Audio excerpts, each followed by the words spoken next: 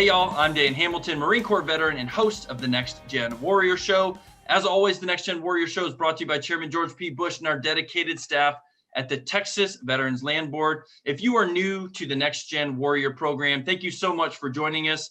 Here on the show, we promote the success stories of veterans. We discuss personal and professional development, what life is like after the military, and have great guests like our next guest, Tim Stroud, talk about how they adapted after the military, how they continue to lead and continue to serve their communities after taking off the uniform. As I said, joining me today by way of Houston, Texas, my old hometown, Tim is a former combat Army medic. He is also the director of community relations at ABGi USA. Tim, it's great to have you on the program today. How are you? Unbelievable, and I have references. Thanks for having me here today, Dan. Well, before we get into all of those references and your background and everything that you have done since the military, talk to us a little bit about why you joined the Army and what you did while you were wearing the uniform.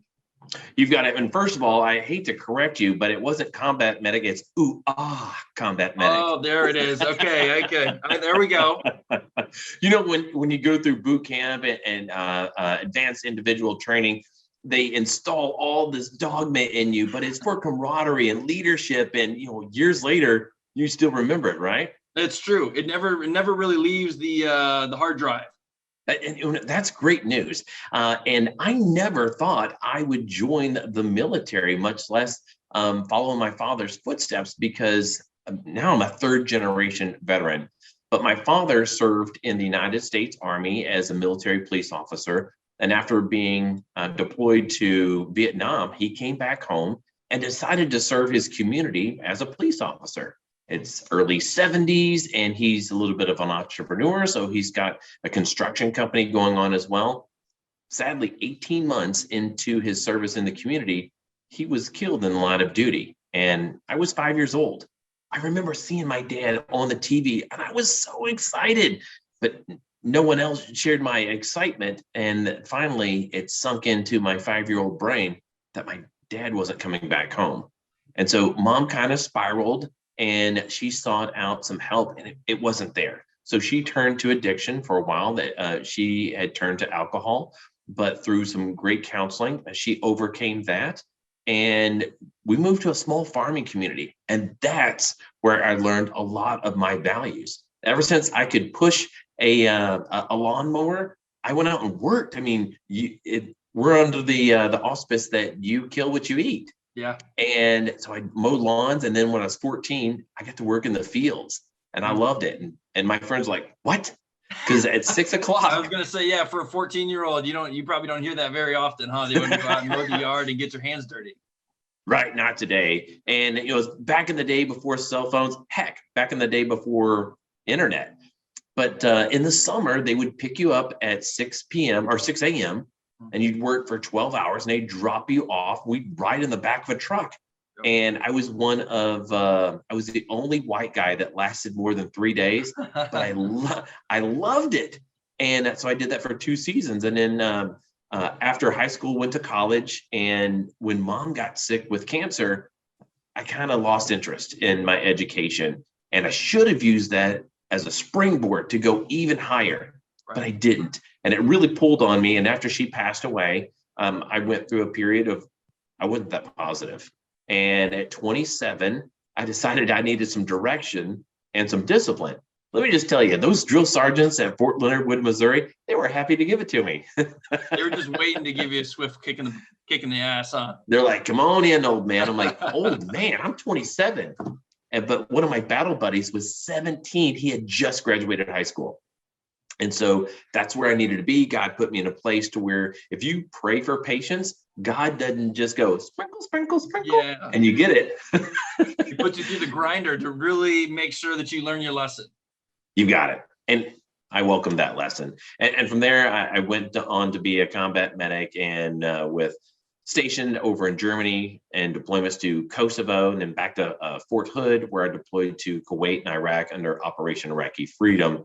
And when I got out, I looked to my left, looked to my right.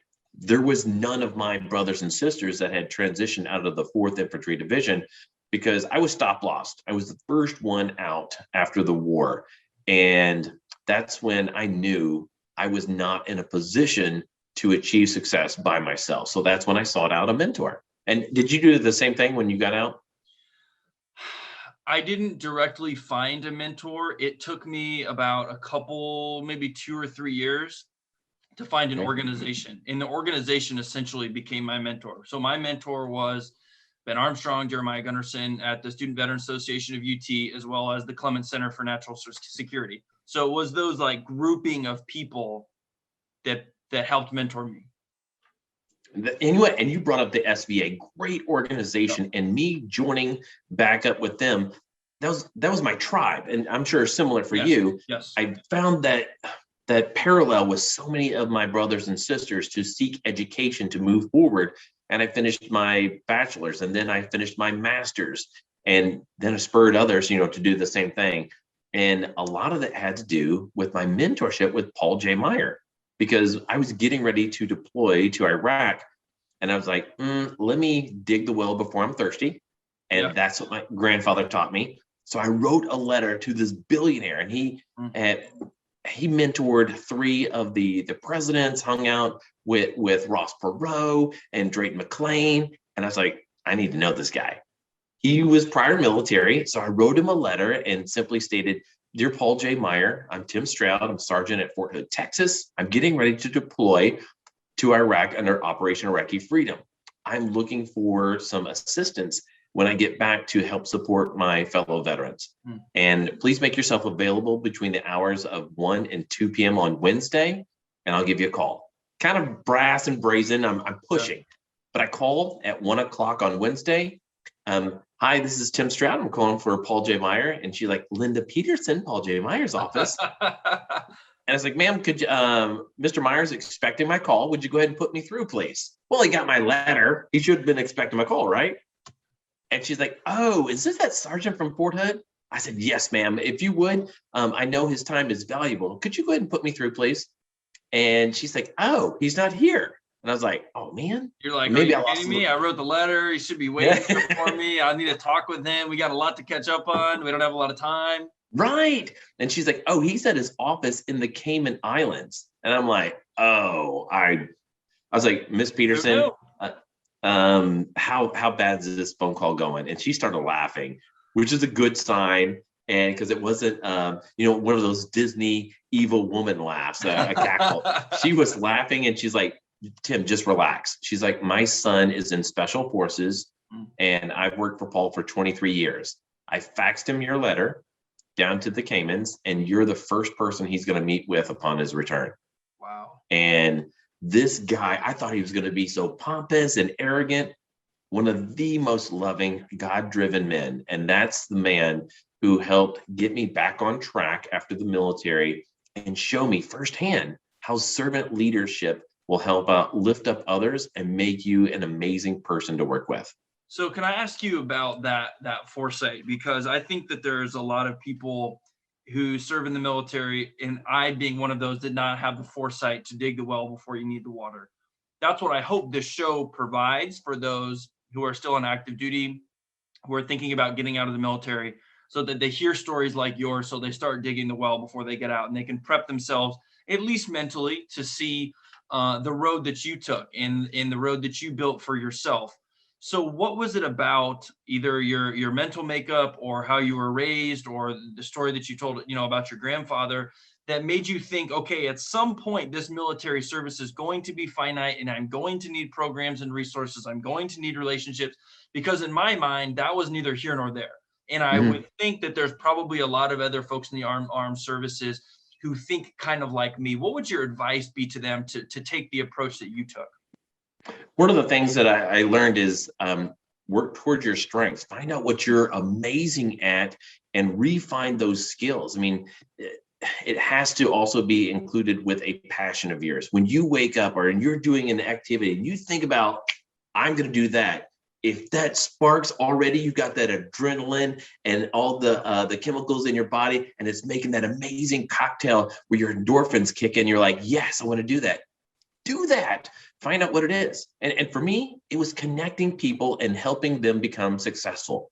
I found out I could take this person over here, even while I was still in the wearing the uniform. Yeah.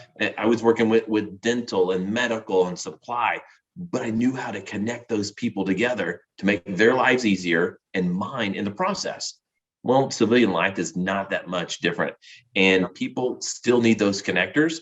And so I found out doing that, and then also cheering people on. Someone else's success is not an indicator of where I will succeed or fail, but I get to lift them up. And by lifting them up, that's going to help me out. And I think too often times, especially in this digital age, people feel that they have to one up someone else. Yeah. And that's not the case. Well, I'm really glad you said that, because I think especially after the military, you do see the stratification of people leaving, right? You see people either take different trajectories after the service. And one thing that I think you just hit on is such a great emotional intelligence trait, is to be grateful for the things that your friends achieve. And this is, I think, a discussion for all of maybe American society and American culture as a whole, not just within the veterans community, of being able to be have a sense of gratitude when your friends or your peers or your family find success, and encouraging them in that, and also trying to be a part of it for them to push them forward to achieve their goals. You nailed it. In fact, two of my active duty components right now, Sergeant First Class Roland Delane, he is an Army recruiter in the greater Houston area. And he wakes up with an attitude of gratitude. He goes out to make sure that he connects people and then give them the best information. And I just returned from Germany visiting with my daughters, and I had the opportunity to go to Landstuhl, Germany, to visit one of the hospitals right alongside of where I used to serve. And I got to go see a guy. He was a private first class. The last time I saw him at Fort Hood, Texas, we were just getting back from Iraq, and I helped raise a lot of money with some great people in the community to host a welcome home party. That's the last time I saw him. Flash forward 15 years, snap of the fingers, nothing in military time. We can pick up where we left off, right? I see this guy at Landstuhl. He's now a command sergeant major. And he brings out a challenge coin, and he does it in front of his colonel and some of his people. And we take pictures, and I was like, well, this is nice. What a great gesture. It wasn't just that. He paused to thank me for getting him starting to read while he was a private in the Army, and to work towards his education while he was still in uniform, so he didn't have to eat up his GI Bill. And he started reading Paul J. Meyer, Ken Blanchard, Zig Ziglar, and more. And it just lit a fire in his belly. And now he's become the guy who walks the halls and he catches people doing something right. He could not have given me a better award. Man. One thing I want to ask you about is the why. And I think it might be Simon Sinek who had that, that viral TEDx talk about the why you do is more important. That's what you sell people on, for lack of a better term. But it's also what drives you in the morning, right? It's what gets you through difficult days. It gives you purpose for doing the things that you don't always want to do, and it makes you do the right thing. To that sergeant major, command sergeant major, who's going out and looking for those soldiers who are doing the right thing. Those soldiers have a why when they get up in the morning, and you are somebody who, in the time that I've known you, that is somebody is driven by the why factor, not just what you do. Because I think it's interesting when we talk to our guests, and I'll let you get in here in just a second, but it's interesting when we talk to our guests, because we've had race car drivers on, we've had people in venture capital, we've had a doctor on last week. And the one thing about them that I love about them is, regardless of what their technical skill is, their why is the most important thing. So I'm interested to know, what is that for you? That's a great question. In fact, that's the billion-dollar question. The soft skills are the most sought out skills from our civilian counterparts. They love our teamwork, our camaraderie, our leadership, but they want to know that we have the emotional capabilities of working and leading teams in the civilian sector. And for me, that why was living with an attitude of gratitude. Having so many of my family members pass away at such an early age. My dad was 26, and my mom was 43. And when I talked to my grandmother before she passed, she had 6 kids. She buried 5 of her 6 kids. I could not think of a worse prison sentence that you could give somebody to do that. When I saw her pass away with just such heartbreak, she wouldn't even go to the funerals. And I promised myself I would never go through that in life. And I didn't care where I was and what I was doing. And literally, I'm in one of the worst spots in the world in the desert where it's 127 degrees. We still found joy in our camaraderie and moving forward. We would teach each other the classes and do some amazing things in the desert and make plans. And one of the things I loved, and I still love, about our veterans is how we can adapt and overcome. You mentioned that in the beginning. That truly is something that you learn in the military, and it shows you of how life is like water. Bruce Lee said it best. I mean, Yes. Be the water, right? And so when I see that, and if I can guide people towards that, that's a huge answer of my why. Yeah, and I would say the gratitude part, the attitude of gratitude, I love, because that's something that my wife's family says very frequently, and that was handed down by I believe her grandfather, if I'm correct, and it really has such a meaning. To hear you say it as well is, it kind of just, it warms my heart. It's motivating too, because what I think that veterans listening to this need to hear, and people in the audience need to hear, is that attitude is contagious. And so if you're a veteran who's getting out of the service and you're disgruntled, I've been that guy, to be honest with you. I've been disgruntled, frustrated. Maybe things didn't work out the way that I wanted them to, or whatever. But that energy, that passion, that emotion is contagious, and you can either use it for good or you can use it for bad.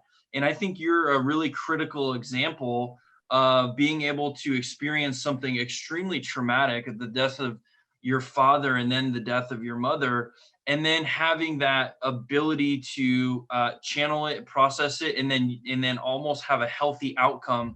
Because the impact that you've had across Houston, whether it's with the Rotary Club, whether it's with Easter Seals, whether it's Houston Community College, is really a testimony to that passion is contagious. And you certainly have done a great job at that.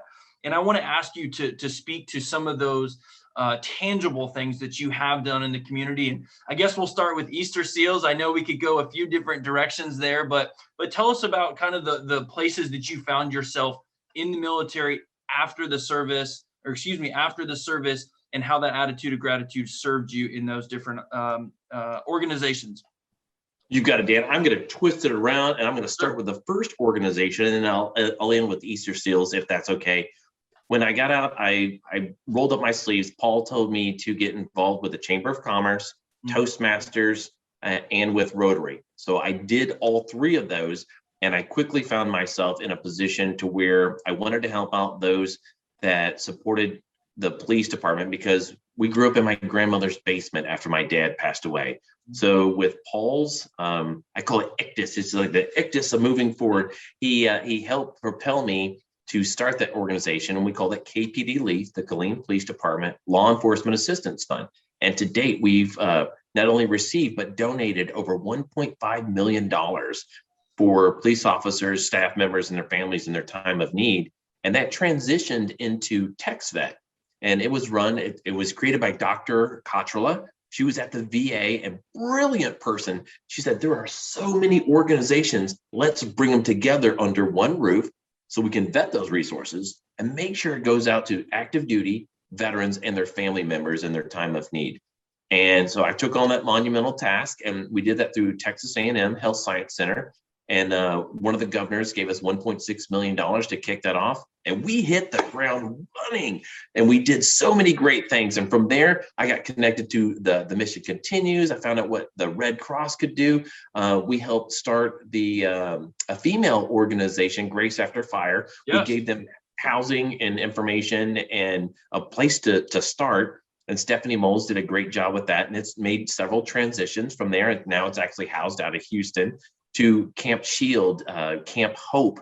And then you talked about Rotary.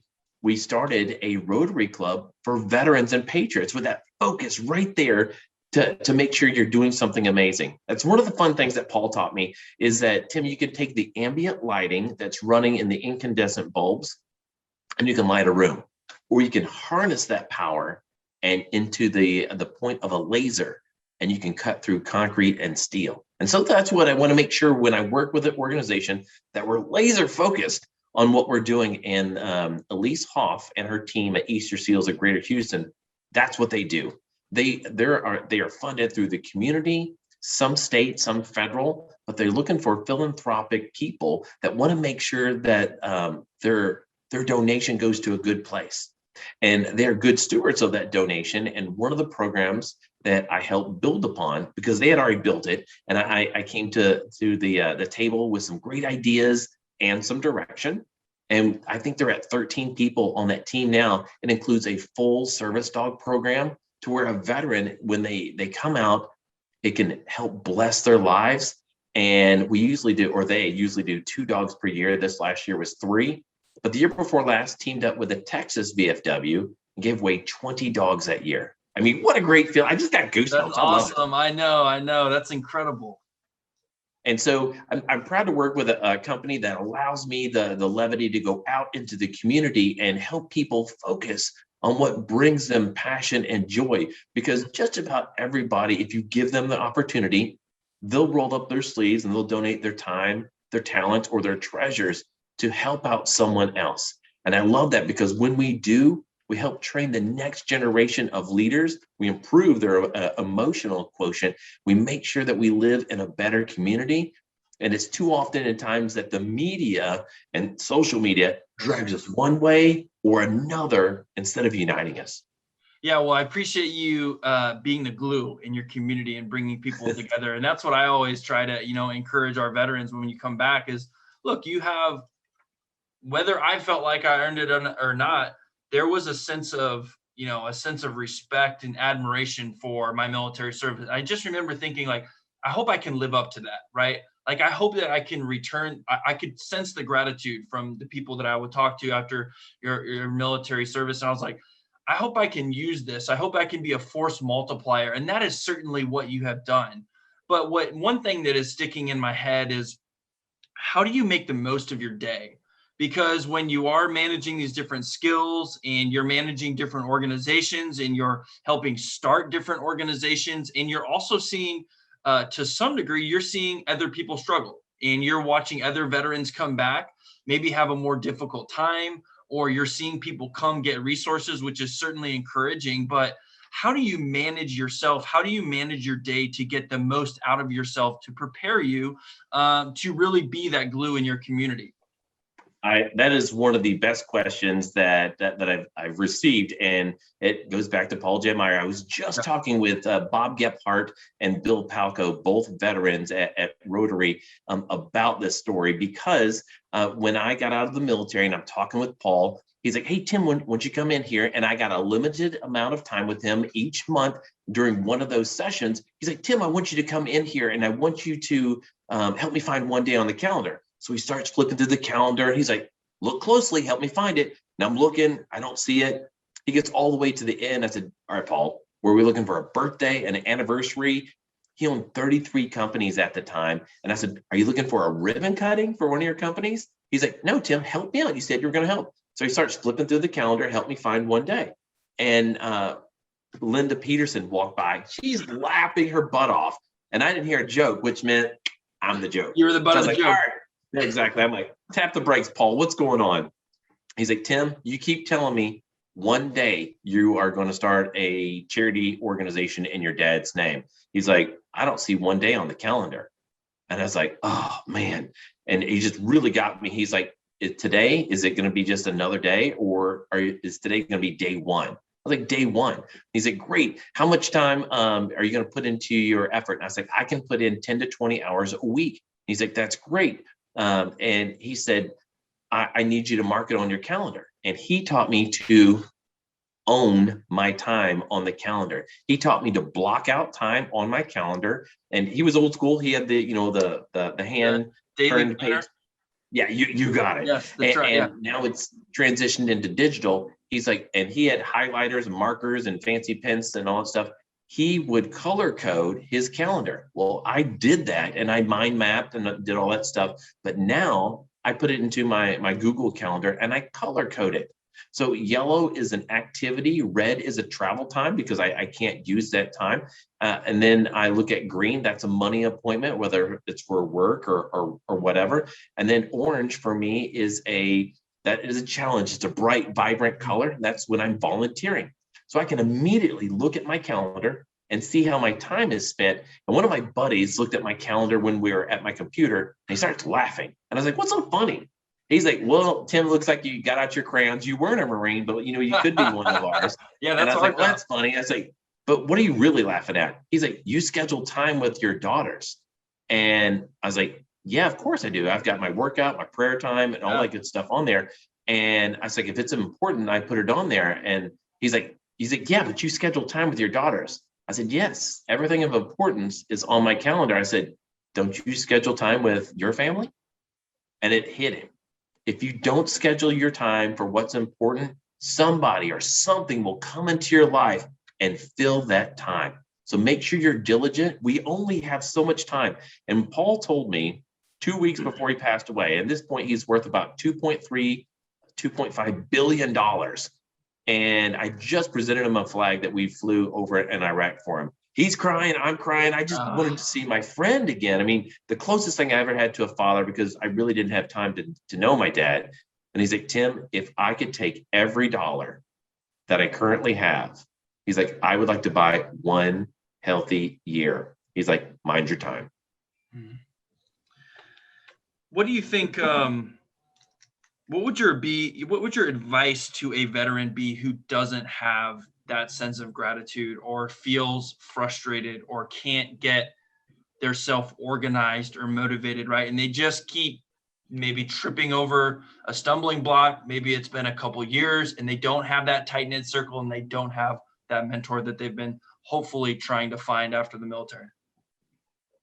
First of all, know for anybody listening right now, it takes strength and it takes courage to ask for help. Mental health is just important. Actually, I would say it's more important than your physical health. They're definitely tied to each other, but make sure that you take care of yourself and you're in a good spot mentally. You don't have to take a big step each day. Just progressively, it's all about progress, not perfection. And just a few inches a day or a step, it's going to finally get you to your destination. But I would say it's going to boil down to DC for me. So in Batman with, I think it was Justice League. Yeah. So Batman's talking to Flash and Flash is like, well, I just run really fast and I push people out of the way. What do I do? Batman's like, save one and then move forward. And then you'll know what to do. Save one person, move forward. You may not think that you need the help or you need to go volunteer or you need to take a class. Go help someone else and watch that. It's contagious. Studies have been shown, say, if I give you a gift and I give you a challenge coin right now, and I hand it over to you, you accept it, I accept it. I feel good because I recognize you for all the work that you're doing in the community. You feel great because you're recognized, but everybody else watching, they have a similar feeling and they've tested this, and it's one of those things that we forget. As kids, we know when we go to parties, we don't care if you're black, white, red, blue, what your religion is. You just want to connect.